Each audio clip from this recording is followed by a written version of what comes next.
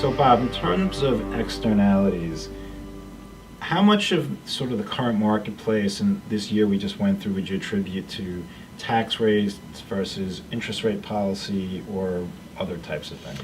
Well, that's an interesting question, Maury. I think certainly the threat of increases in capital gains taxes did have a very tangible impact on the market. Something else that has really fueled the commercial market and is also fueling what momentum there is in the housing market are these low interest rates. And the concern about the low interest rates is that history has shown us that low interest rates for long periods of time create asset bubbles. In fact, you could make the argument that when Greenspan was chairing the Fed, his policy of keeping rates too low for too long helped exacerbate the housing bubble that we had.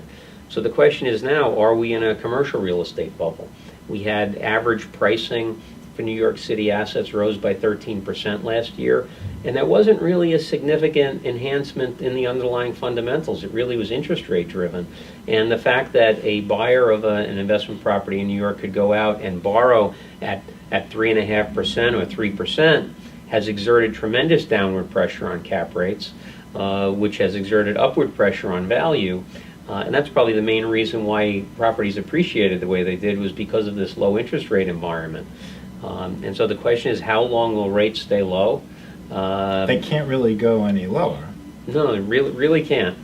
Fed Chair Bernanke says that he wants to keep rates low until 2015, but there's a question as to whether the Fed actually can control rates any longer.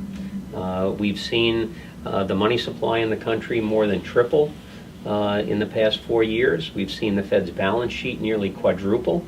And those two things are creating tremendous pressure on inflation. We haven't seen it, at least according to government figures, we haven't seen inflation yet, but I know if you go to the store and try to buy stuff, it's a heck of a lot more expensive than it was a year ago. I think most of the things we actually have to pay for, like real estate taxes and bread and lots of those things, are more expensive. No doubt about it. So the question is, do we get inflation? And if we get inflation, very likely rates will rise. Or do we get this $2 trillion of cash on corporate balance sheets start to go to work and create some traction in the economy, which if that happens, you're going to have rates go up. There are a number of things that may lead to rates increasing, and we believe that they will start to increase sooner than most people think.